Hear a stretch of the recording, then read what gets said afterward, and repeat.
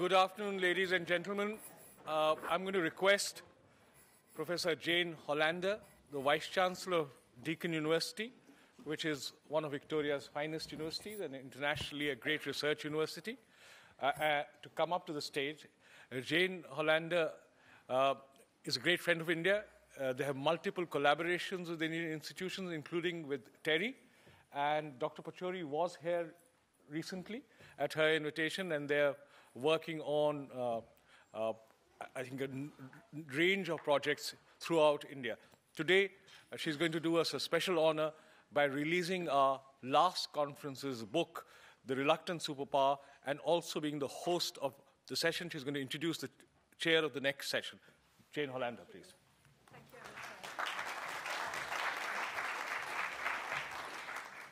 Well, ladies and gentlemen, honoured guests, parliamentarians, High Commissioner, Vice-Chancellors, fellow academic colleagues, honoured people, one and all.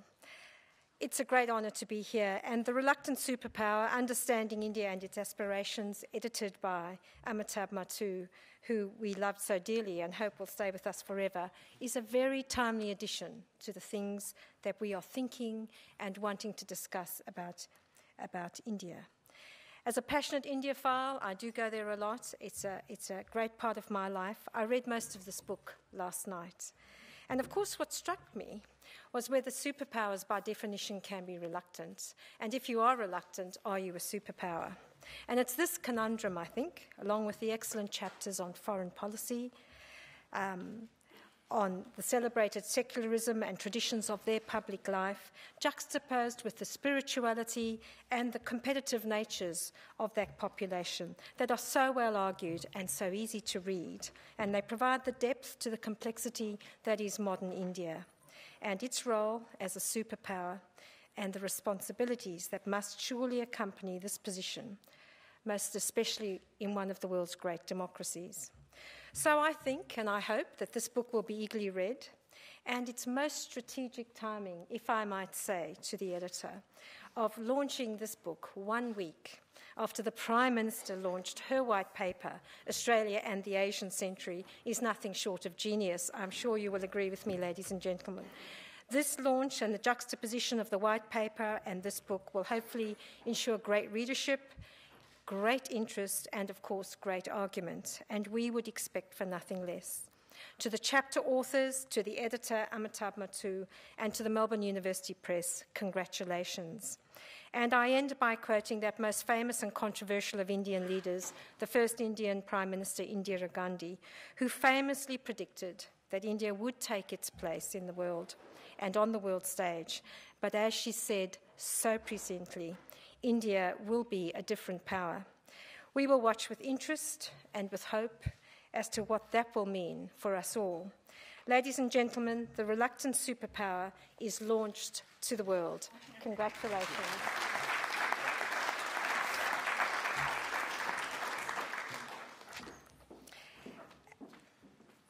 And so having done that, and I hope that you will all read it, and I do believe you can have it for a modest price just outside the door, and I would encourage you to support this. And of course it is part of the Australia-India Institute, an institute that we as academics most particularly are very proud.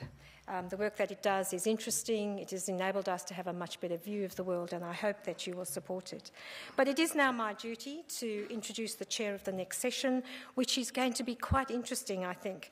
The state of the economy, past, present and future, and there are numbers of economists on it. And speaking as a biochemist, biochemists are very linear and lateral. We know we separate facts from everything else, and economists often do something very different to what a scientist does. So I'm most interested into what the session will give us. Our chair is one of the most widely recognised personalities in Australia. Maxine McHugh's career spans both politics and journalism. In 2007 federal election, Maxine McHugh won a spectacular and famous victory against the sitting Prime Minister of the day, John Howard, and wrote herself into Australian political history by defeating him in a seat that had only ever been held by the Liberal Party. On coming to political office, Ms McHugh was immediately elevated to the executive and was sworn in as Parliamentary Secretary for Early Childhood Education in December of 2007. No longer a politician, this year Ms McHugh was appointed a Vice-Chancellor's Fellow at the University of Melbourne for her extensive experience in politics, education policy and the media. Ladies and gentlemen, your chair for the next session, Maxine McHugh. Jane, thank you very much and good afternoon, everyone. There's one thing that Jane neglected to mention. I am not an economist, but I'm not alone.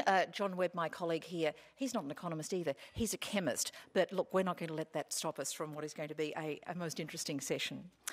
I think it is reasonable to say, both from the viewpoint of Australia and India, these are exciting times, but also unsettling times.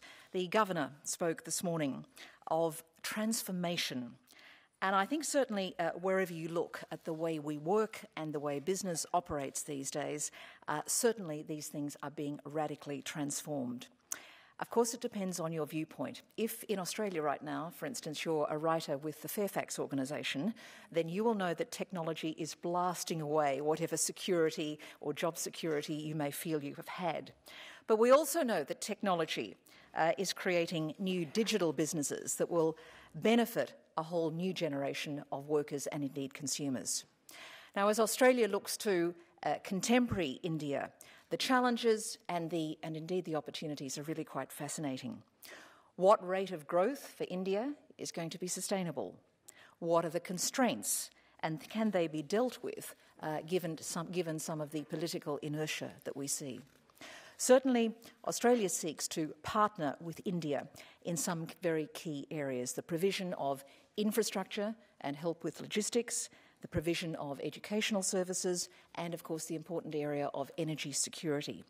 Now, our speakers this afternoon are going to range broadly over these economic challenges, and I hope as well that there is some time for us to consider, either in the presentations or perhaps in the Q&A that will follow, that I think what we might call that great moral challenge that was set out for us last night by Kiran Bedi, and that is the need for accountability and a society and economy that is for all of the people, as I think she so eloquently put it. Our speakers this afternoon, I won't go through full bios because they're all available for you in the presentational material, but we're going to lead off this afternoon with Dr. Rajiv Kumar. Until very recently, he was the Secretary-General of the Federation of India Chambers of Commerce and Industry, and prior to that, with the Indian Council for Research on International Economic Relations. We'll then hear from Dr. Ela Patnaik. She is a journalist and a professor at the National Institute of Public Finance and Policy. We'll then hear from Professor Rohini Somanathan. She is Professor of Economics at the Delhi School of Economics, and as I say, from my friend the chemist, Professor John Webb, a Distinguished Fellow here at the Australia-India Institute. You may have noticed something as well, ladies and gentlemen, that this is a somewhat, shall I say, more gender diverse panel, which may say something about the profession of economics as opposed to the world of foreign policy. But I will leave that for another time. Rajiv, if I could ask you to take the platform. Thank you. Thank you. Thank you very much, Ms. McHugh. Thanks. And I must start off by thanking the Australia-India Institute and Amitabh for giving me this opportunity to be here. I've been following the developments of the Australian-India Institute for some years now, as John will sort of testify, and been watching it with great interest and now putting together, as they say, the most interesting conference on India anywhere in the world, and I believe it is, so having seen what it is. Mr. Chairman, what I want to do in the sort of next 15 minutes that you've allowed me is to go over 5 questions, as it were. The first is that where are we today in India in the economic situation, the current economic situation. I'll just describe it very briefly. Second, what I'll do is to say as to why did we get there? Because we are not clearly in the best of position, and the current economic situation is not as good as it can be. So the second one would be, why did we get there? The third would be as to what is the, does this impact the long-term India growth story? Does it mean that we are now, is it just is just a brief stalling of growth, or is it that we have been impacted for the long-term trends as well? Fourth would be the way forward in terms of some structural impediment that we have to take on and before we get the India growth story going again. And finally, some of the immediate macro tasks that are at hand for us to get out of the situation and get back to the macro balance that we want to achieve for the India growth story to be restarted. So those are the 5 things that I like to dwell on. The current situation, as I said, does not look as good as it can be. Clearly, the forecasts for 2012-13 are that we will surely have sub 6% GDP growth. I think even the RBI has now come out with that, and I think most forecasts now are saying that it will, if it is 6%, a little above, that would mean that that we've done reasonably well. Probably it'd be about 5.7, 5.8%. Quite a steep fall from the 8.3% that we've done in the previous 5 years, and surely would require a revision of our 12th five-year plan targets, because it'll be very difficult to achieve the 9% or the 8.5% as we go forward. So that's the GDP part. The thing, other sort of numbers that you want to get into are, our external balance is not looking very good. The current account deficit could be anywhere between 3.5 to 4%, and that's pretty much unsustainable. We had our largest trade deficit in September, above $10 billion. And our rupee had weakened and then strengthened again, but there is a volatility that we don't want. The fiscal balance is again, the budget target was 5.1%. The current the finance minister now is saying that he will achieve 5.3. That seems very unlikely. And if we are around less than 6% of GDP, if we are about 7.78%, I think it'd be good for us. And for that, we will require huge amount of effort to get the fiscal deficit at that level. And I think so the growth, the macro numbers, and then the inflation, it's been persistent. It's above 7%, I think, for the first time in the last 24 months, and it's stuck there. And whatever the RBI has done and whatever that's happened, the inflation refuses to soften, and there's a fear that is becoming generalized inflationary expectations rather than remain only to food and fuel, of which it was a lot of it. And the food inflation especially, and within that, as the Deputy Governor of the RBI points out, Subir Gokran, the protein inflation is well into the double digits, into the high double digits. And so it does seem that maybe, and this is what I'll come to, that the traditional medicine for squeezing out the inflation through compression of demand may not work, and you might need to rethink some of those strategies if you want to get that thing right. And beginning now, and I know that because I have friends from the management schools, that the admissions to management schools, which are a reflection of the employment situation in the country, are now becoming much weaker. Some institutes in the second and the third tier really experiencing about a 50% decline in their enrollment numbers as we're going on now. So things on the growth side, on the economy side, are not as good as we would like them to be, and in fact much worse than what they can be, which is my argument. So the question, and then there are other things about rising debt, and finally the threat of a downgrade from the international credit rating agencies, which still hovers on the horizon. It's not yet gone, although it has receded a bit after some of the reforms that were announced in September, and they were most welcome. And if continued, my argument would be that if they are continued, India can get back to the path of high growth trajectory and sustainable growth with inclusion, if we want, as we would want it to do. Why did we get there? I completely reject the external situation argument that has often been put out by many in India, especially in our leadership, that it is the global conditions which have led us there. I think that's just that's not accepting the reality, and I don't think the global situation warranted to the where we are. So that's not acceptable, and we can go into it in the question and answers. The second reason the second sort of statement very often made is, well, what's wrong with it? 5.5%, 6.5%. Why are you guys lamenting and complaining? Look at the US and Europe and everywhere else is 1.2%, 2%. That also is not acceptable. It's not a matter of us comparing ourselves with the North Atlantic and other economies, the mature economies. We must compare ourselves with what is our potential rate of growth of output and what is our needed rate of growth of output. And that, ladies and gentlemen, you'll accept, and I think it's quite agreed, is got to be 8% and above. And that's what we can achieve. The IMF, the OECD, others have also said that our rate of growth of potential output, at least in 2007-8, was estimated at about 8.7%.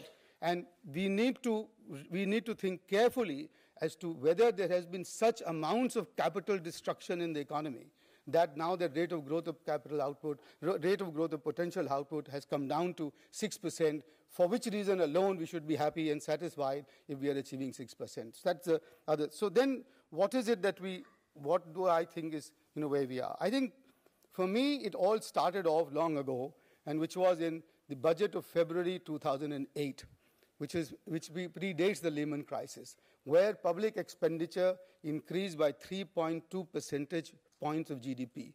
And that was done, in my view, because of the political cycle and the elections of 2009, and for which reason the public expenditures were increased so as to give the ruling party the better electoral prospects in the forthcoming election. I quite often say that we were so clever that we anticipated the Lehman crisis. And that's what we did. We did it all before that.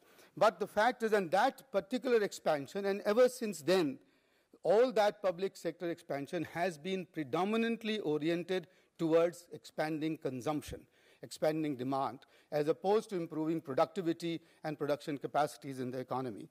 And what has happened, and this was done through rising level of subsidies.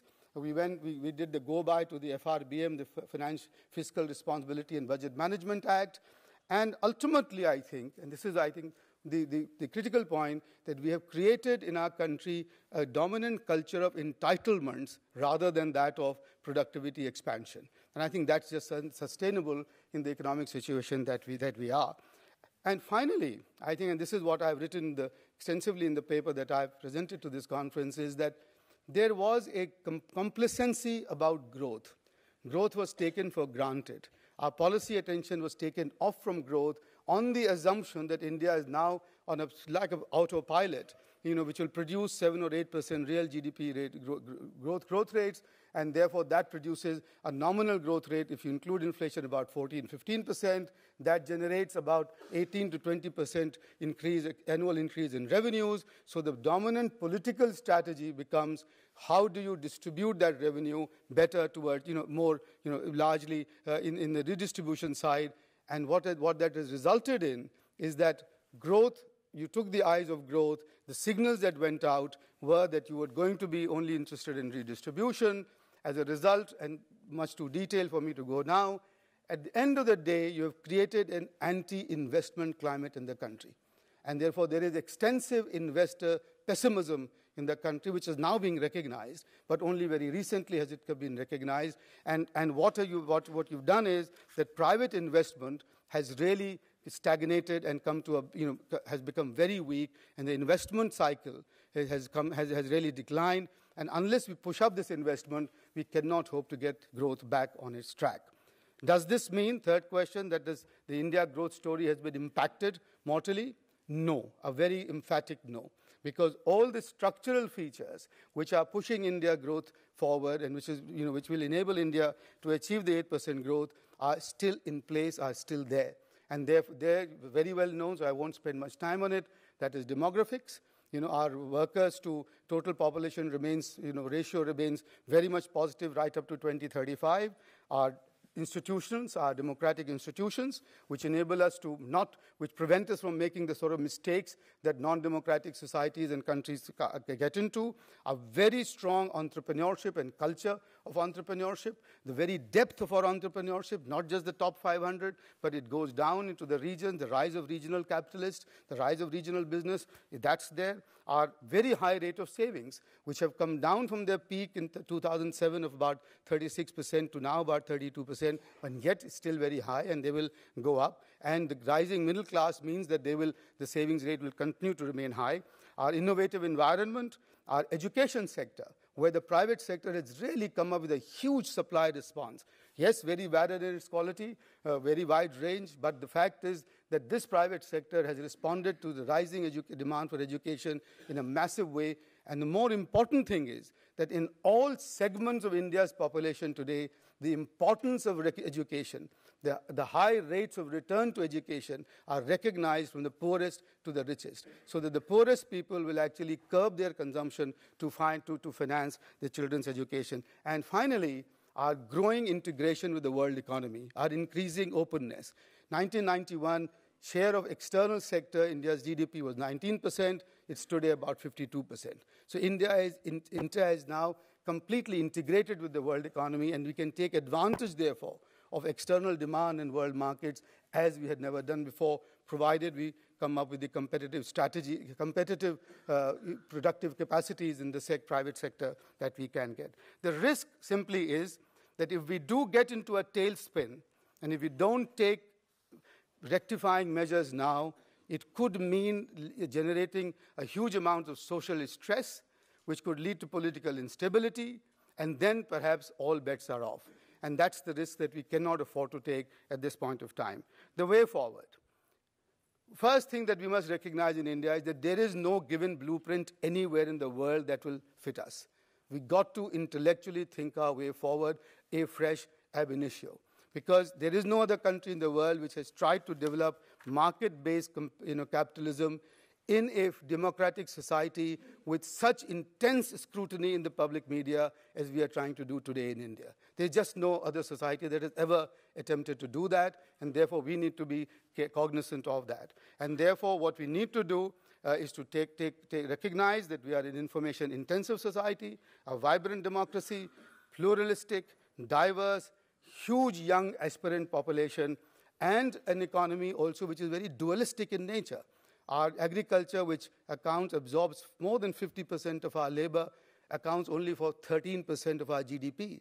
That's the strength of backwardness of our agriculture, so we need to take care of that as well. So therefore, none of our existing blueprints, China, Beijing consensus, Washington consensus, anything, that will not fit our needs, that will not meet our needs. So what do we need to do?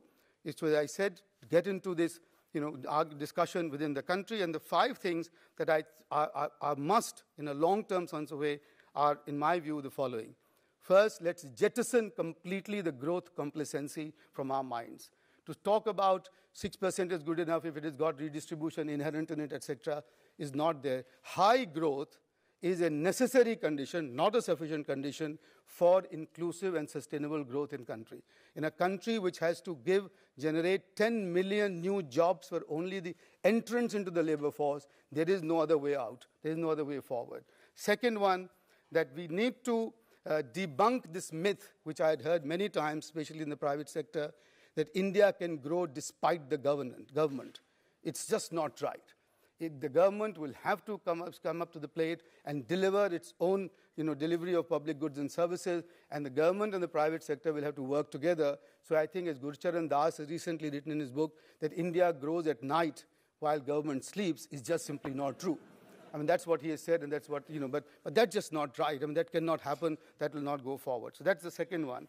The third one is that we need to eliminate as quickly as possible the governance deficit. What's happened since 1991 is that the private sector has grown rapidly forward, has become globally competitive, has adopted all the policy practices, as it were, many of them, of the internationally competitive firms, but our governance delivery has remained and lagged behind, so we need those changes as we go forward. And the fourth one, when Roger Ormond, when he visited India 4 years ago, the Nobel laureate, the Prime Minister asked him, what are the 3 most important things India should do?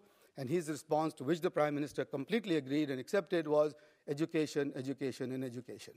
That's the deficit that we need to cover as soon as possible. Details of that, I'm sure, we can discuss later on. And finally, we have to overcome the infrastructure deficit, the physical infrastructure deficit. And that's captured in that one summary statistics that the electricity consumption per capita in India is 740 kilowatt hours per annum. In the US, it is 12,000 kilowatt hours. And in the middle income countries in the world, it's about 3,500 kilowatt hours. So that's the deficit that we need to cover in India as quickly as possible. And ladies and gentlemen, I've put down these 5 in a very strict order of priority as far as I'm concerned. And that's the order that we need to do. And finally, what are some of the macro measures that we need to take now in order to even get to those long-term structural imperatives that I've just outlined to you. The first, of course, must be bringing back the fiscal deficit under control. And more important, even the fiscal deficit, for me, it's the revenue deficit that needs to be controlled. We've got to move to a situation of zero revenue deficit. We cannot afford to borrow to finance public sector consumption at all any longer. And that's the first one. It's going to be very hard. The increase in diesel prices is just but the first step. We need to take the axe to number of subsidies, not those which are merit subsidies, which are many, but we need to think through some examples, some alternatives, and one of my favorite ones is we spent 9,000 crore, nearly $2 billion US, on subsidy to kerosene for so-called consumption by the poor families. My argument has been, why not transfer that, why not redirect that to giving merit cum means scholarship to children of the poor families? And would that not create much greater levels of equity and equality of opportunity, most important, than your kerosene subsidies that are at the moment wasted, and which, according to government statistics, about 25 to 30% goes in the adulteration of diesel in any case. So that's the sort of rethinking that we need to do about subsidies. So I'm not against subsidies, but only merit subsidies, well-directed, and which produce some result outcomes that I've just talked about. The second one, of course, is the implementation of the goods and services tax. We need to do, the central government on which the onus is, needs to do whatever it has to do to get the GST on board.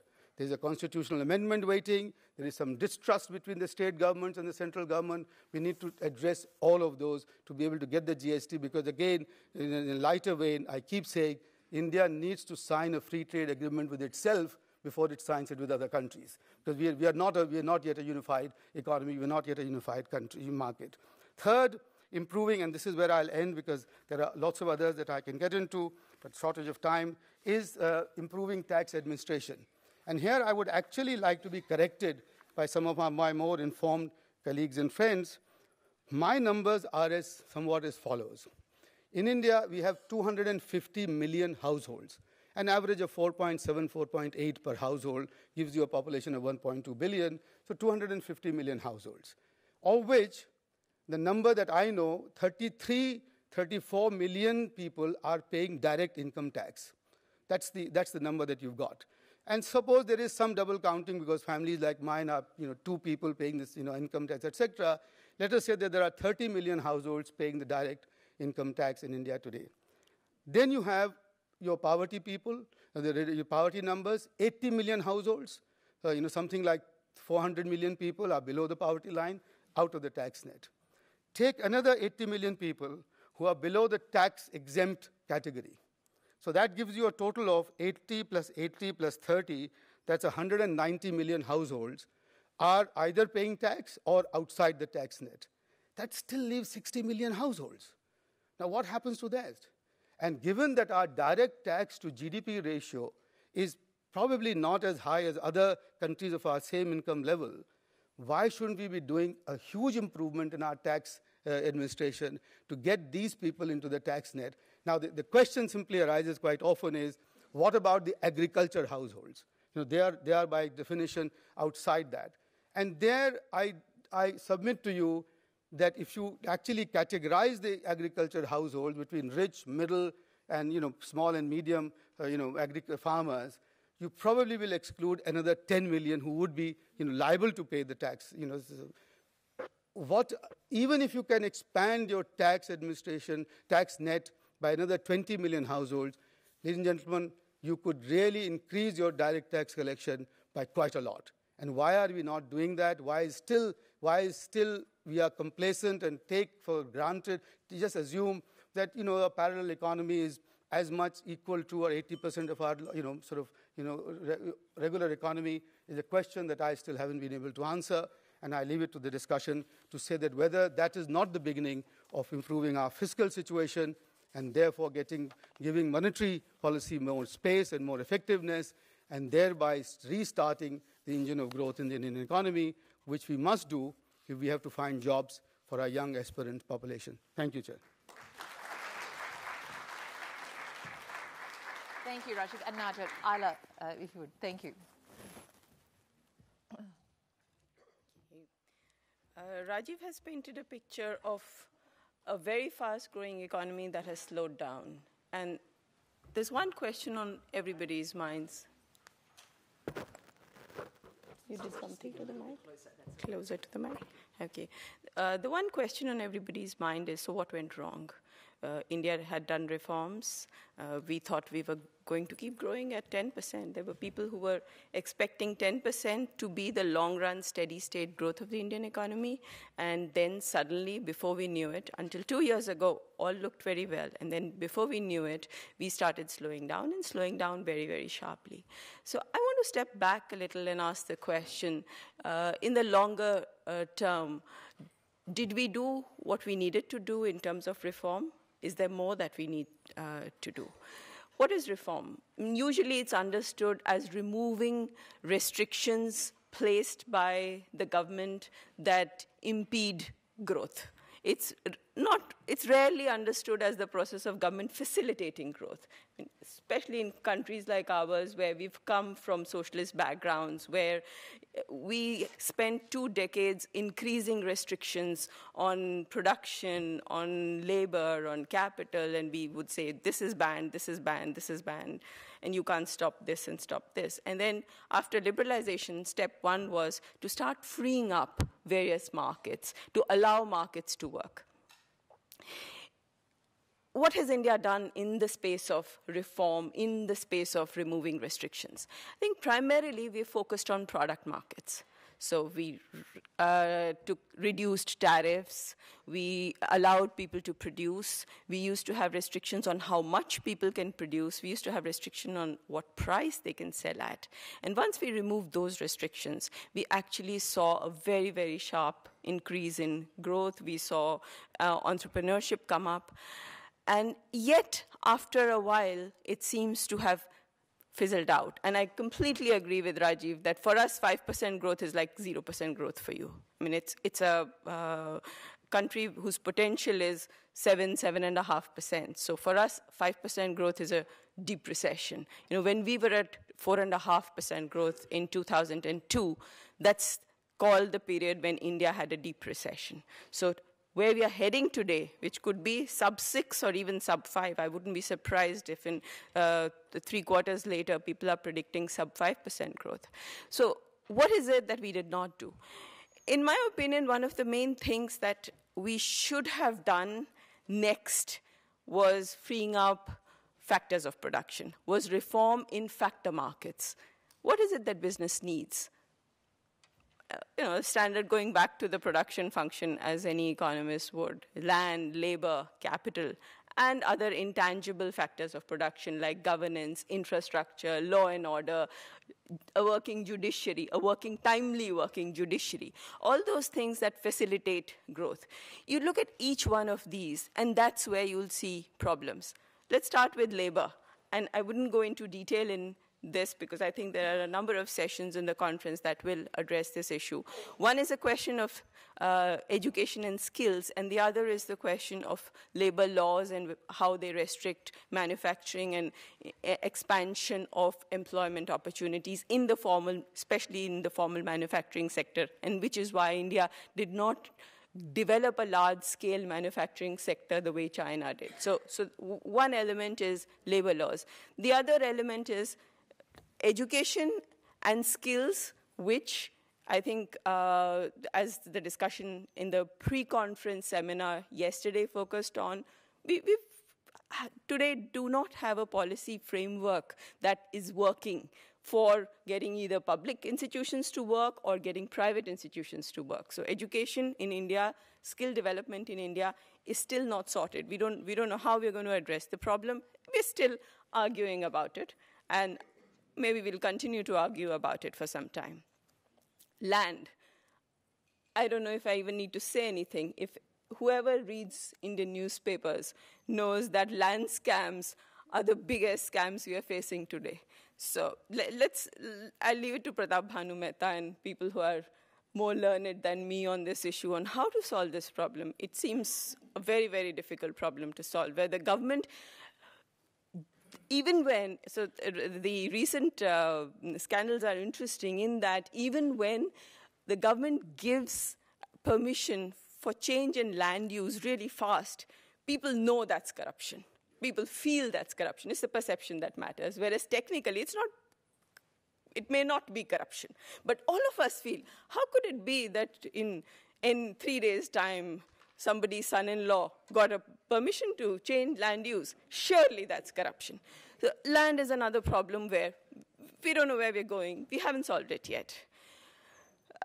Governance issues, infrastructure, judiciary, judicial reforms, law and order. Kiran Bedi spoke about it last night. And with limited resources, without really doing what the state, that's the role of the state. I mean, the state does all kinds of things in India, from running factories to running airlines to giving us telephone companies to everything else. But the basic role of the state, which is law and order and judiciary, have been neglected in the process. The fourth is finance. Now, today, if you turn around and look at the financial sector and look at India's financial sector in 1991, very, very little has changed. A few private companies have been allowed to come in, but that's not the kind of change that you require or that a fast-growing economy requires. Until now, we've been able to do reasonably okay with what we had. But when we look ahead, so if you look ahead to the next 25 years or 30 years, the Indian economy will be the size of, perhaps, I hope, the size of what the US economy today is. Today, until now, the way we've organized our financial sector is we ban this, we ban this, we ban this, we ban this, and a little bit is allowed to be done. So everything is banned unless explicitly permitted. We've veered on the side of safety. We've been in denial by saying, oh, we have a problem. Maybe we don't have a problem. Actually, look, we were the ones who were safe in the global financial crisis. Nothing went wrong in India. We ignore the fact that today finance for infrastructure is not available. We ignore the fact that today 50% of Indian households do not have access to finance. We pretend that the model that we had, which is largely public sector dominated, banking and restricting everything else, keeping it safe, is a model that hasn't worked. In that situation, if we say that this was fine, and if we look ahead for the next 30 years, what will we be doing? Either we will be importing all financial services from abroad, or we will be reducing our GDP growth, because financial intermediation is what allocates resources. Financial intermediation is what allows competition to come up. If I have not inherited wealth, yet I can be an entrepreneur only if finance is available. So it allows that churning, it allows competition, it allows people who have not inherited wealth to come into business and start doing new things. And that dynamism can come if we have finance. So either we're going to shut that off and not allow it, or we're going to import it, or we need to do reforms. The question here would be, so, it's not even very political. Why not do financial sector reforms? It should be fairly easy to do. I mean, in fact, when I look at the issues that are discussed in the media on financial sector reforms, they're talking about things that are really not that important. They're talking about FDI in insurance going up from 26% to 49%, or they're talking about pensions reform. But really, those are marginal issues. Those are very, very small issues. The big story, the big problems that we have is that they are internal, they're domestic. We need to change the way we look at the financial sector. Interestingly, the government set up a commission called the Financial Sector Legislative Reforms Commission after a number of reports, comment committee reports, suggested that maybe there is something wrong with Indian finance, and you do need to make changes in the regulatory architecture of finance. And once you do those changes, you can have a higher growth of finance. Maybe one of the reports, for example, was to say Mumbai can be an international financial center, but if you want Mumbai to be an international financial center, you have to do capital account liberalization, you have to free up your banking, you have to free up derivatives markets. And there, once the government set up this commission, it's come out recently with an approach paper. I must disclosure here, I'm on the research team that is providing research support to the Financial Sector Legislative Reforms Commission. But what we saw when the approach paper to the for financial sector reform was put out was that it said focus on consumer protection.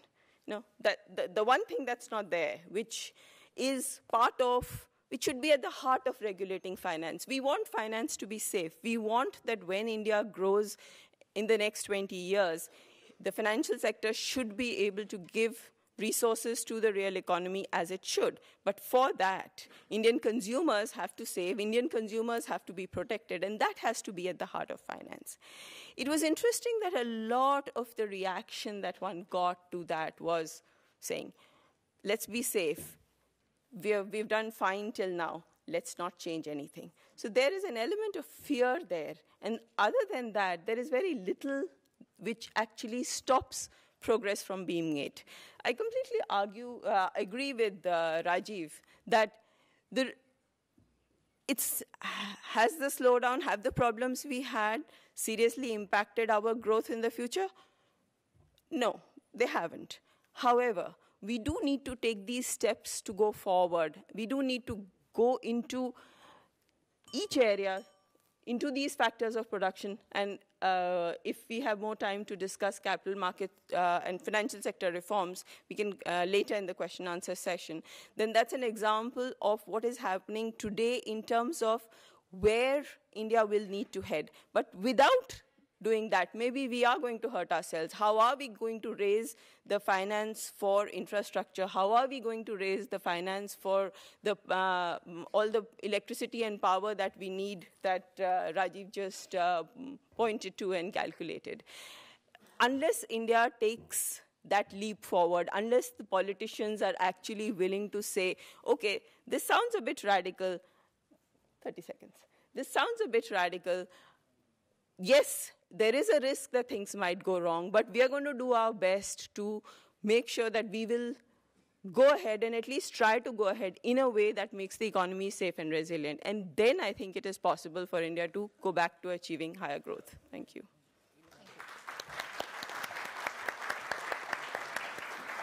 Thank you. Now, Rohini, if you would, thank you very much.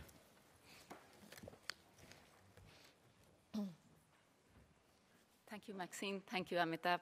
Thank you, Australia-India Institute, for giving me the opportunity to be here. So I'm going to change the tone a little bit, go back about 100 years, and argue that if we want to think about equality of opportunity in education, which is what Amitabh wanted me to talk about, then history has lessons for policy. Both the intellectual and political history of the early 20th century to a large extent is instructive in understanding the policies that we actually took on as a democracy, the policies that we actually followed. And it might be worth looking at the history in democratic India to think about where we should go now. And the claim that I make, I've got some slides to show you some numbers and pictures. But the claim that I make is really that affirmative action in the form of quotas, group-based quotas for admissions into universities and access to jobs has been central to our policies of ensuring equal opportunity. And I'm going to argue that I think this emphasis has been misplaced and we should look elsewhere going from now. And so I'm going to make that argument based on some data that I'd like to show you now. So let me get on with it. So to start off with, just to have a common understanding of what levels are, There's a survey of about 700,000 children that's now done every year for the last 6 years now. And the latest round of data shows that less than half of the children in grade 5 can read a grade 2 text. So basically, less than half can read, because a grade 2 text is a simple paragraph. There's a lot of group inequality, but this is data I'd like to show you, which is not often presented. There's a lot of group inequality, but the historical inequities that were there between what are called the scheduled groups, which are the groups that are now eligible for affirmative action, the inequalities that were there between those groups and the rest of the population, the elite groups, in a sense are inequalities that have now emerged within the scheduled groups. And that's what I want to document, as that will be important to my argument. And so the bottom line will be that an emphasis on affirmative action through reservations has undermined the political commitment to universal access to education. That's the way we need to go. And that available evidence suggests that untargeted expansion of public goods might be more effective in reducing social inequalities than the policies that we've been following so far. So I realize that's controversial, but let me try and convince you. So just a quick outline. I'll give you some historical inequalities in literacy by caste. So I'm more familiar with 1891 than I am with 1991, so I'll go back 100 years. And what I'll try and do is really show you that these inequalities were very large. So it's really not very hard to understand why we came out with policies that really said we need to target groups. We need to think about group inequality. Then I'll give you some evidence on how fast we've been expanding education. How many villages have schools today, primary schools and high schools. I'll then talk a little bit about the chronology of affirmative action. I realize I have only a couple of minutes for each of these things. And then I'll just talk about justice, really, because I think even though what I'm going to tell you is really very specific to India, I think every country really grapples with equality of opportunity in education. And should we have targeted programs or untargeted programs is something that we all deal with. It's particularly interesting because the United States has been moving in a diametrically opposite direction to the Indian polity in terms of affirmative action programs. So we really need to think about what we want these programs to achieve. And so I'll talk just a few minutes about what we might think of as a just society. And then I'm going to make the case that while theoretically there could be a case for reservations, that they could improve things, the peculiarities of Indian society and the peculiarities of its politics has made that actually quite difficult. And so we should turn around and move in a different direction. Okay, so very quickly, that's the outline. So if we look at 1931, and this picture is very similar as the picture for 1891, which was the first census, first elaborate census that we had in India. So in 1931, the colonial government, the census enumerators in India were typically anthropologists, and they were very interested in caste. So we actually have quite a lot of data on education by caste, and you see that the discrepancies are huge. The disparities are really huge. So the elite groups, and these were not necessarily only the Brahmins, there were a few elite groups, they had literacy rates of above 40%, between sort of 25 and 40%, whereas people at the bottom of the distribution, groups at the bottom of the distribution, had literacy rates of less than 1%. So 7 out of 1,000 people who should be able to read or write was typically the number that could read and write. So these gaps were very huge. And what you see is really a compression at the bottom. So once you started looking at the bulk of the population, these rates weren't really very different. Okay, so that was what was happening in 1931. If you now look at what the Indian state did starting with 1961, when we have data on village-level data on how many villages had access to schools, you find that primary schools expanded, but they're not universal. They're still not universal. So we went from 42% in 1961 to now 78%, which is the last census-level data that I have access to. 78% of villages have primary school.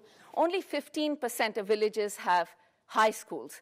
And when you're talking about a village could be as big as, in fact, in Kerala, and it's something I'll talk about in a minute, villages are as large as 12,000, 15,000 people could be classified as a village, depending on where you look. So what happened then, I think, is that there was some both the nationalist movement and these very different levels of literacy, to some extent, justify the idea that we need to create this schedule of castes that need affirmative action. And that is really what the scheduled caste meant. So these are just pictures. You're not expected to read them. But this is what those lists look like. They basically, for every state, said these are the groups that are going to get affirmative action. They need special attention. So that's what was done. And it was about 15% of the population. And what you did find, and then that went up to about 23% of the population after independence when you included the tribes.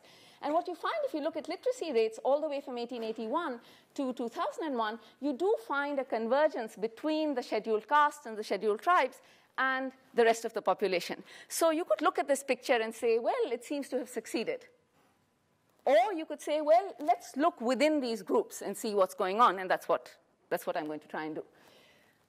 So I don't have time for this. The only purpose of this slide, you can read it as I talk, is to say that what's happened over time is really an expansion in the ambit of affirmative action, a significant expansion. So starting from a few years ago, 50% of the seats in the Delhi School of Economics are reserved for some group or the other. Okay, so it's large. The ambit is large, and it's been extending both in terms of the groups that are covered by it and in terms of moving from simply reservations in parliament to jobs to education. So the ambit has been expanding in many different ways. So now we can say, well, where do we want to get at? Where do we want to go? And you could say, well, we really care about equality.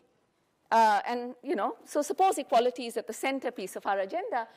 Then one notion of equality is really the Rawlsian notion here. This is from John Rawls, The Theory of Justice, which says that the expectations of those with the same abilities and aspirations should not be affected by their social class. Okay? Another notion of justice is one of meritocracy, which is saying that individuals should be recruited, the best person should get the job. Okay? And then there's a different notion, and 2 and 3 are often mixed up. There's a different notion which says that by measures that we can actually observe, these might be test scores, it might be GPAs, it might be anything. By measures that we can actually observe, the best person should get the job. And there can be a very big difference between 2 and 3 simply because you have access to very different levels of inputs. So you go to different schools. If you're historically disadvantaged or discriminated against, you're in a bad school environment, your parents might not be educated. And so it might well be that you're the best person, but it doesn't show up. So if you think of ability and resources as affecting your performance, then your ability might be very high, but your resources might be low. And so you might actually be the best person for the job. And so when there's a difference between 2 and 3, then the argument is that you can both improve equality and you can be more meritocratic. You can improve efficiency through reservations. Now, why is that theory not borne out in the Indian case? Why is the Indian case a bad case for applying affirmative action policies? So how long do I have, Maxine? Oh, well, a couple of minutes. Oh, dear, yeah, OK. So maybe 4. Can I? OK. All right. So let's just think about 2 groups. And suppose you have quotas for these 2 groups, and you can look at those shaded areas on the left-hand panel. Then you can say, OK, there's historical disadvantage. So the distribution of, say, scores or talent, measured talent, is to the left for one group. But if we put quotas in now, we can be sure that people at the same point in the distribution are getting in, and this accounts for the historical disadvantage. Okay? Now suppose you do what we've been doing in the Indian case, which we actually have 4,000 groups. But we don't have 4,000 categories. We have 4 categories, 4 official categories. Now when you put them in, you can realize that with the distribution right at the bottom, you don't have equality of opportunity anymore, even if you did have it with 2 groups.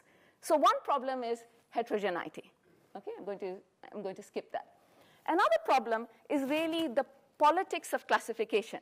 So before 1950, if you look at the census volumes, typically you had people protesting as being classified as disadvantaged.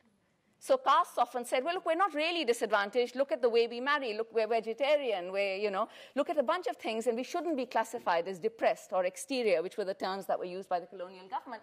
More recently, you've had what's called a demand for disadvantage.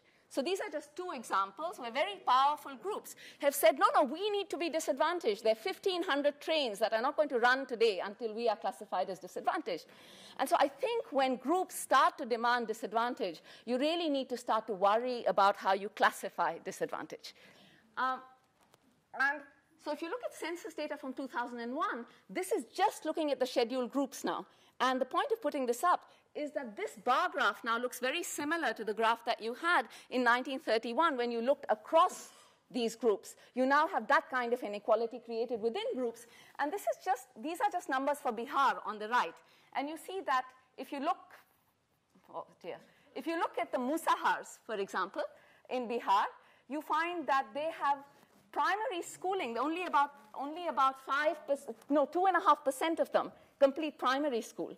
There's no way on earth that they're going to get in as a quota for a university seat. So you really need to think about these inequalities and take them seriously. And the evidence that I had on public goods I can't present. The only thing I would say is that Kerala is often cited as this model state in India. It's extremely literate. It's done extremely well. If you actually look at the numbers and you take equally sized villages in Kerala and in every other southern state, in the 4 southern states, you find they're no different in their access to schools. So the Kerala success is, in a sense, a success of geography, and it seems to be the case that they had public goods because it made sense to provide public goods when you have concentrated populations. But the fact that they had public goods and achieved literacy should tell us something about the public good experiment. Okay, so just in conclusion, when we think about why affirmative action came into place, the idea behind affirmative action, both in the US and in India, was really as a policy to reduce stigma. And as both Du Bois said about race in the US and Ambedkar said about caste in India, is that you need people in important positions because the group as a whole is stigmatized until you do. And once you do, people just don't look on the group with the same kind of distaste that they would otherwise. And that was extremely important. Okay? What's happened over time is that affirmative action is really no longer about caste struggles it's not relative purity, as this is a quote from Robert de Liege. It's not relative purity that lies at the basis of caste struggles today. Castes now fight because they have to compete for limited economic and political resources. And so the idea is, well, how should we go ahead? One way to go ahead is to say, well, we haven't got the numbers quite right. Let's take a proper census of castes and see where people are. And so I'd argue that much as I would like to see those numbers as a researcher, that would be really a bad thing to do. And what we really need to do is universalize access. And I'm sorry, Maxine, I've gone over.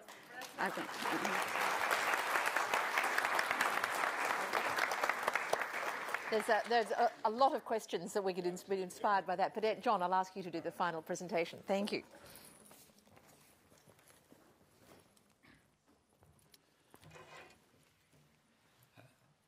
Thank you very much, Maxine. And as you know, my cover has been blown. But perhaps I should start with accounting for my sharing the stage with 3 distinguished economists. It's not my normal group of friends to hang out with.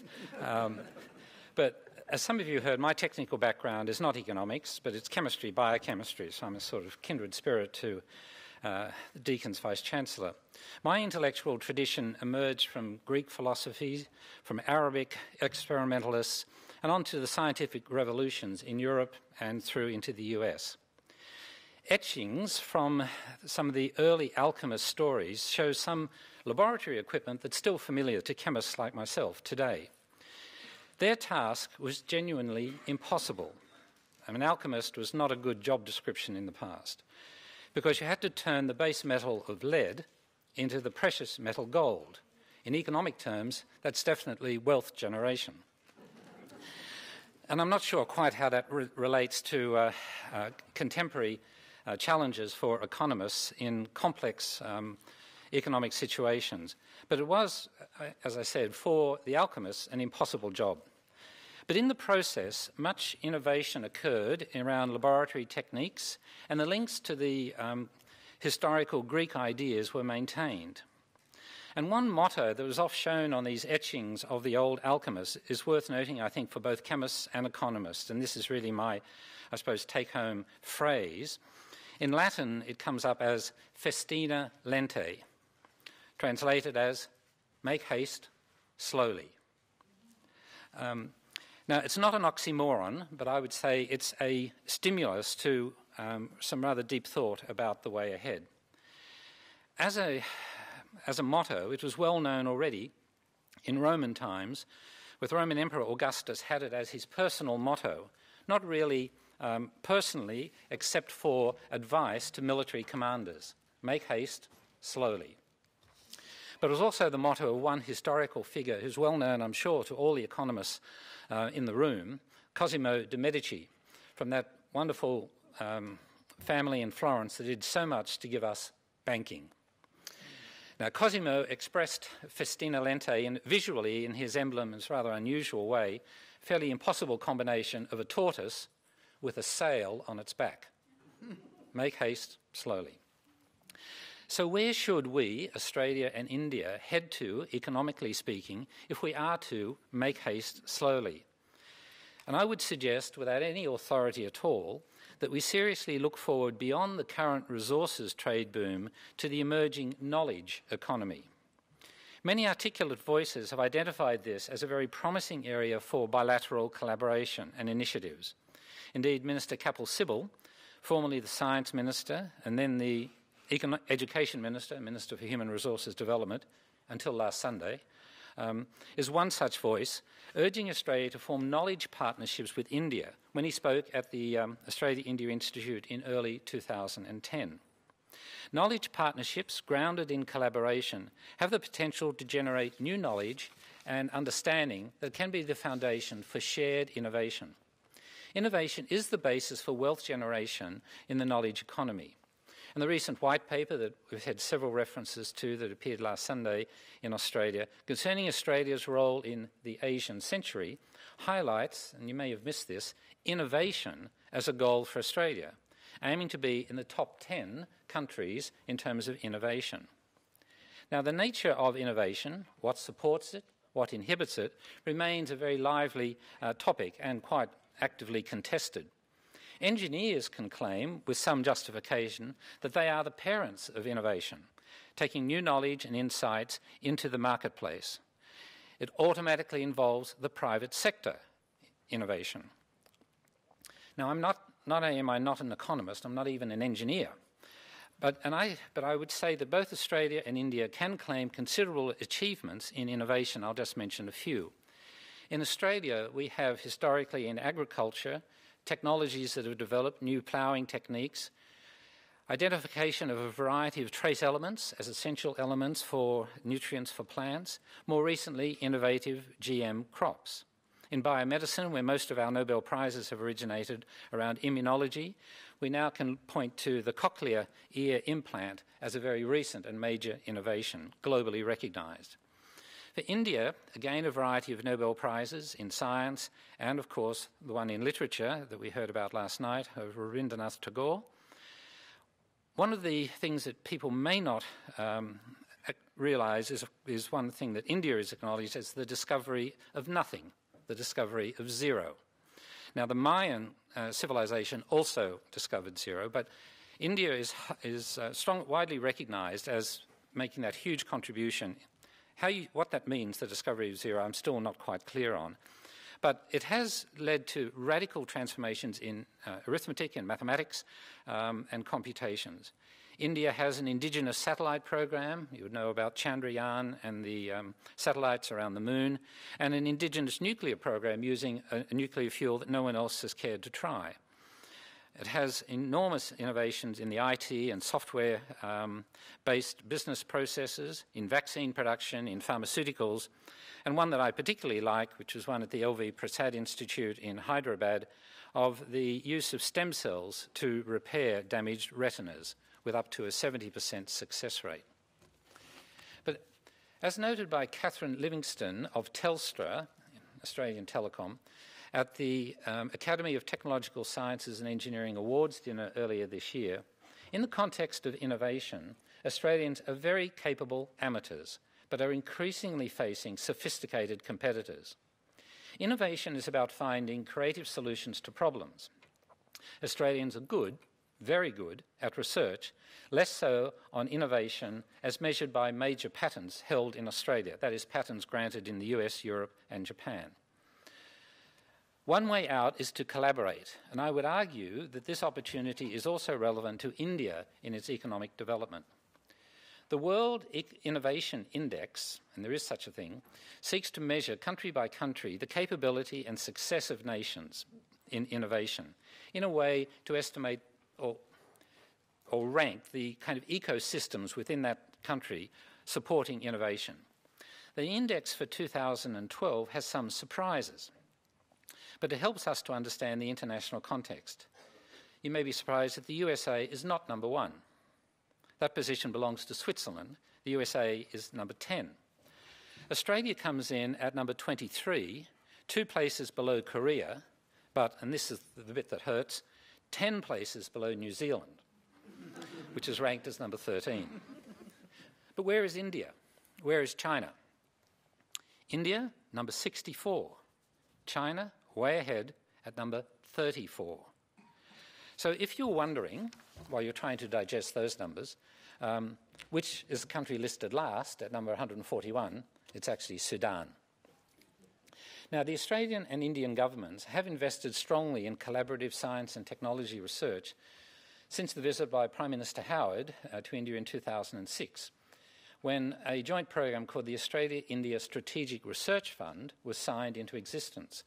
And it's a pleasure to acknowledge the presence at this conference of the Australian senior government official who signed the agreements, John McCarthy, who was then the High Commissioner in India.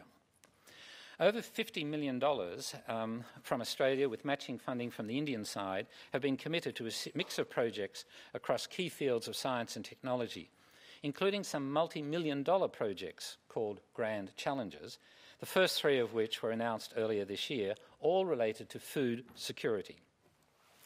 Some funding was also provided for targeted initiatives, one of which has been particularly noteworthy and attracted a lot of attention, which is the Joint Research Academy on the campus of IIT Bombay in collaboration with Monash University.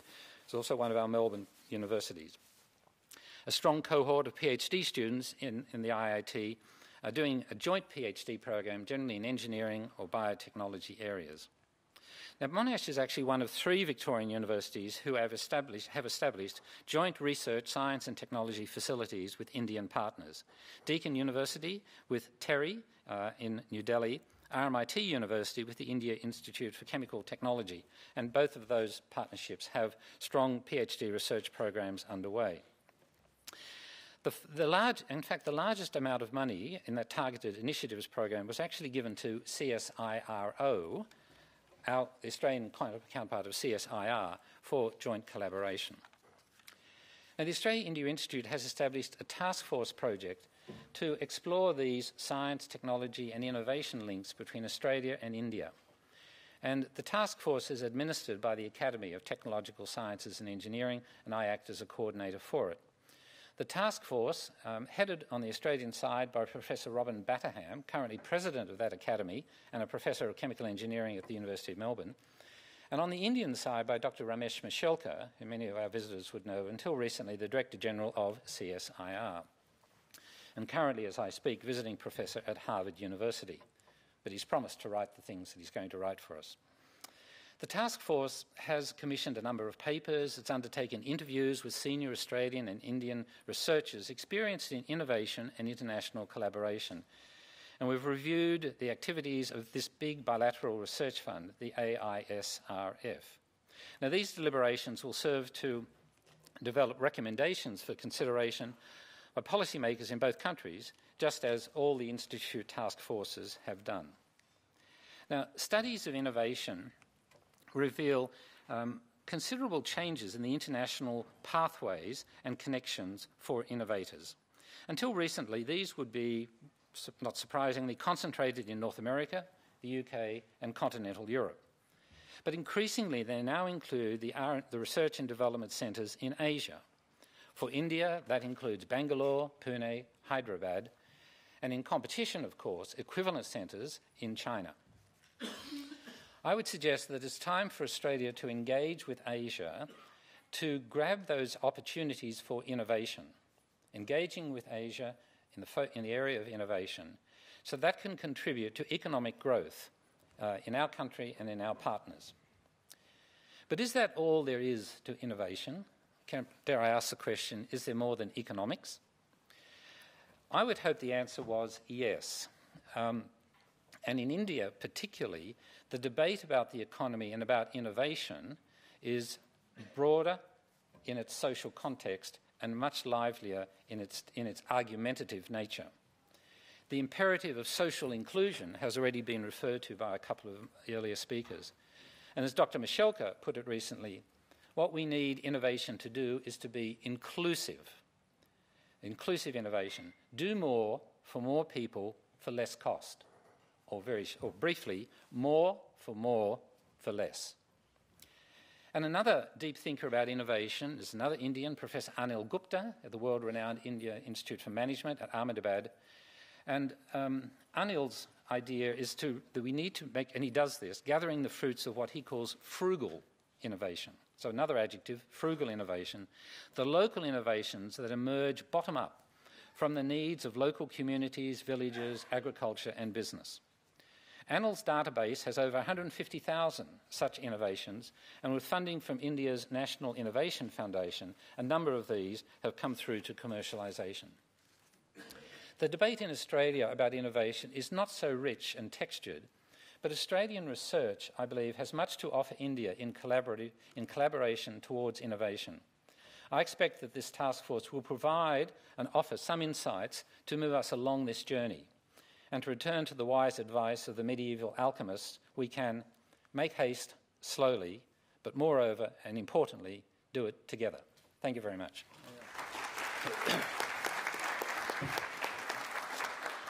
John, thank you. For a biochemist, that was pretty good.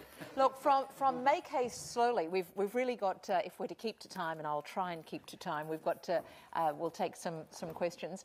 But from make haste slowly to really the challenge from Rajiv and Ela was, 8% plus going at a clip. Do people want to dive straight into that question? Yes. Robert, I'll take you first, and then the gentleman behind you.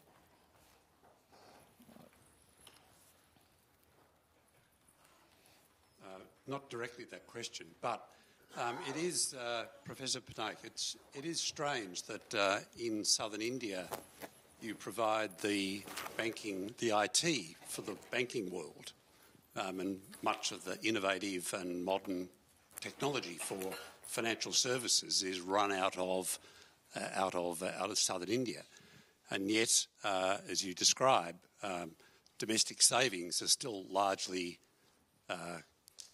left outside in an intermediated credit system, and if you can capture those savings, then there's plenty of capital for most economies if you can do that.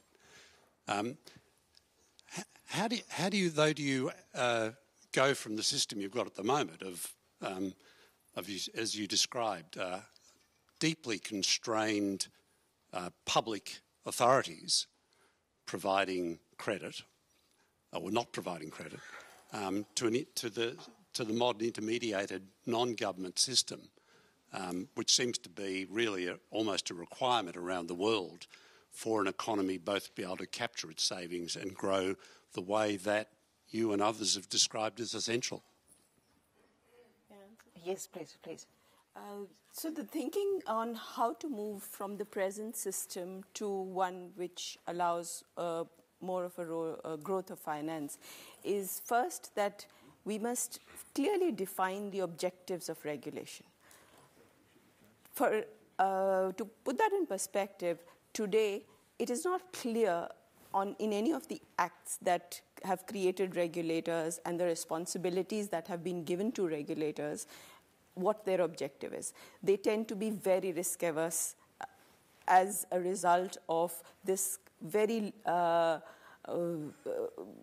fuzzy definition of what they're supposed to do. For example, our Payments Act says that the objective is to regulate payments, whereas in Australia, Canada, UK, the Act says that the objective is to protect consumers and reduce systemic risk. So starting from defining the objectives of regulation, next, making the regulator accountable for meeting that objective rather than for meeting other things.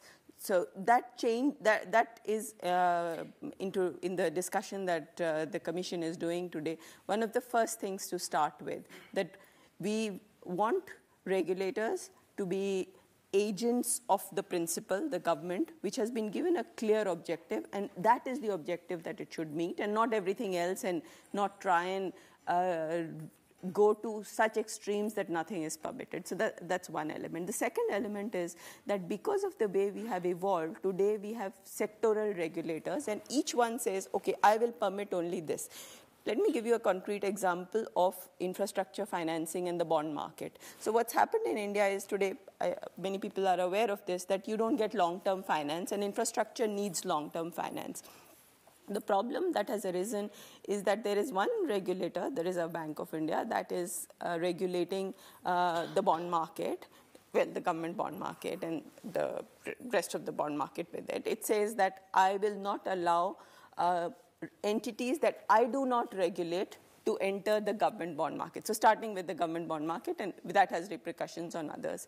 Because it does, so therefore it allows only banks to enter the market that it is regulating, because it is the banking regulator as well. What we've done in the process is broken up the entire financial system into silos. While it was okay maybe to do it for these few years, but recently we are hitting against these constraints where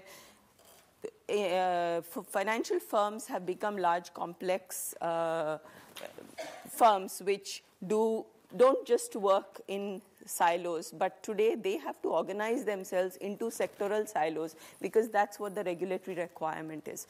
So these are the two basic. Okay, and we'll take a question here. The gentleman there, that's right. You had your hand up. Harminder Singh from Deakin University. My question begins with Dr. Rajiv Kumar's talk regarding the savings rate, which went from 36% to 32%. Still, it's quite encouraging. And I would like to link this with Professor Patnaik's observation about the financial sector. Professor Patnaik said our financial sector is still there where it was in 1991. Being as an argumentative Indian, I disagree with this.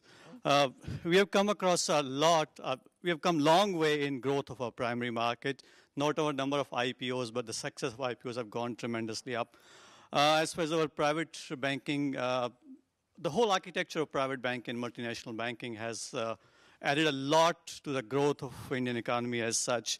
If we see in 2002-03, India has come with the derivatives market, and in single stock futures market, India for last 5 consecutive years, either number 2 or number 3 in the whole world as far as the growth of single stock futures market is concerned. Can you put a question? Sorry. Sure, yeah. So my question is how India has linked the conversion of the savings rate into production-based or productivity-based expansion. What we have done till now and what we should do. Because if we take the whole 90s, a lot of infrastructure bonds came into picture by railways, by ICICI, by IDBI. They were tax-saving bonds, and that money was going for productivity and production-based expansion. So what is being done in this side, and what's the future of this? Thanks. Take that one? Or, So the equity market has seen a lot of changes. The equity market, in fact, the laws also there changed. SEBI was created. So before the reform, you had a Capital Controllers of India, which would say at this price, this should be issued. And in fact, we've had radical reforms in the equity market infrastructure as well. So there's been dematerialization of shares. NSE was created, electronic trading. And in fact, India is now, BSE and NSE are 3rd and 4th largest in terms of trading volume. So there has been a lot of action on equity markets. What I was referring to was something far deeper and long-term. So let's look at some of the things that have not changed and that need to change.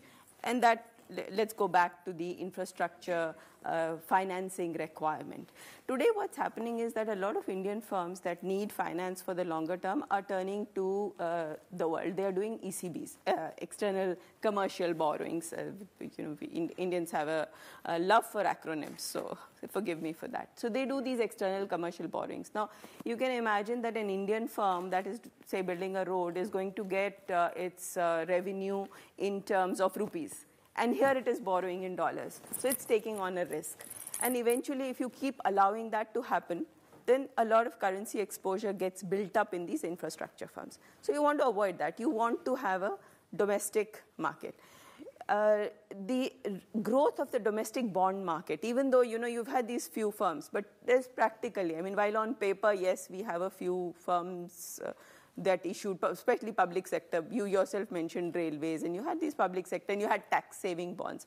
But we do not have a vibrant bond market. I don't have the time to go into various details, but what we've done because of the there's another very important issue in this, and that again will come back to how are we going to move to a different system, which is what happens today is a regulator can say, I will not allow this. The regulator does not have to say why I will not allow. So the regulation, in contrast to Australia, because that's something we studied, that how can Australia have a much better functioning financial market than we do. If the regulator says, I don't allow this, the regulator has to show that such and such a regulation is in line with my objectives. Then there is a mechanism of appeal against it. So there is a whole rule of law and a process by which you make that regulation, ask for public consultation. You show that this is to meet this objective. Whereas what has happened in India is that arbitrarily a regulator can say, in fact, they don't even need to answer to you. You might have applied for a license for a venture capital. They don't even have to answer.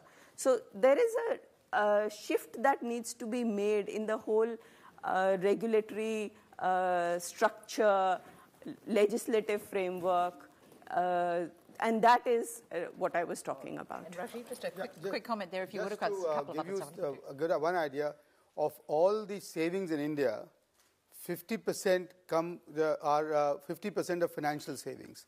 The rest are non-financial savings, and of that, 3% come to capital markets. So that's the degree of disintermediation, if you like. That's the first thing. Second thing is that with all due respect to the corporate bond market, Ila is pointing out, etc., my firm belief is that infrastructure development in India is not constrained by financial availability. It's much more because of the uncertainty associated with infrastructure projects and the project-associated risks. So therefore, before we go very much into the development of the financial markets, which are extremely important, take all the points Ila has made, we got to do various other things to get our infrastructure online. Okay, and there was a question, gentleman there, and then I'll come down here. Yeah, I'm Binod Khadria. This is to Rohini Somnathan. I think brilliant presentations, and I agree fully with you, Rohini, that universal access to primary education is the thing for changing the state of the Indian economy. But suppose that first option, best option was not available to us due to supply constraint. What should be our criterion? Should caste continue to be a criterion for positive discrimination, or should we look for other alternatives? For example, gender, because there is this women's reservation bill is being talked about. Can we think about gender as a criterion rather than caste? Because then perhaps it would be difficult to stop 1,500 trains demanding disadvantage by men unless they want to be transvestites. Rohini. That would be a dilemma. But I wonder whether the 1,500 trains being stopped I wish they were stopping 1,500 trains asking for disadvantage to demand education. I suppose the 1,500 trains were being stopped to demand positive discrimination for jobs and not for education. Okay. Well, no, let's have it, Rohini first. Yeah, I realize it's a minority position, but I would just throw out all targeted programs. I just think overall it's been a real disaster, and the fact that anyone can stop a train, and of course, do you think that the most disenfranchised people are going to be able to stop trains? It's really, this is part of the perverse, operation. What's the word? I don't. But of really the perverse. I've lost.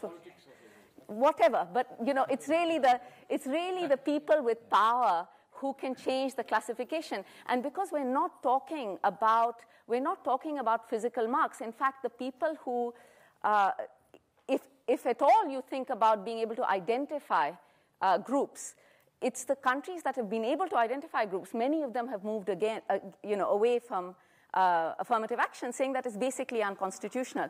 I'm not sure I agree with that. I just think that the problems with affirmative action of any kind, whether it's gender or anything else, whether it's old age, whatever it is just given how scarce resources are and given how far we are away from just very basic needs, is just misplaced. And I'll come down here, gentlemen. And I'm sorry, we are over time, and the more time we go into, we are robbing from other presentations, which is not fair. So I know there's a lot of hands up and a lot of interest. I'm sure everyone will love to do seminars in the corridors outside over afternoon tea. So yours is the last question, so if you could keep it concise. Thank you. Thank you. My name is Narendra Jadhav. I'm Member Planning Commission, Government of India. I want to compliment all the four speakers. They have done very, very good job. Coming specifically, I think I almost entirely agree with Rajiv and Ella, and almost entirely disagree with Rohini. Let me put it as briefly as possible. 2 points that Rohini made. One was about group inequalities between scheduled groups and the rest of the population are now within those groups. I don't think there is anything wrong in that. That is a natural process. What remains to be seen, and what is important, is to emphasize that the group inequalities between the scheduled groups and the rest of the population continue to be unacceptably high. Now, within those marginalized groups, if there is a variation, that is only natural because some marginalized groups are in position to access to various things faster than others, and that's why that's natural, and there's no big issue on that. More contentious issue is when she talked about can quotas improve both equality and efficiency, and her prognosis was theoretically yes, but practically no. I cannot disagree more with this statement, and I think it obfuscates the issues involved here. I would like to just quote a study by a long time back, study done by Professor Angus Maddison, who tried to compute the GDP of the old civilizations like India and China. She went back for 100 years. He went back for 1,990 years. What he did was to compute the GDP of India and China in the year 1, when the Gregorian calendar started, and then 500, year 1000, 1500, and then at the interval of 100 years each. What does it show? What it shows is very, very striking. What it shows is that in the year 1, India's share in the global production was as large as 31.5%. That came down drastically by the year 1991, when we had major macroeconomic crisis in our country. The share was less than 3% of the global total. When you ask yourself a question, what explains this precipitous fall from 31.5% to only 3% in 1991? The reason is the system of relationship in India based on castes.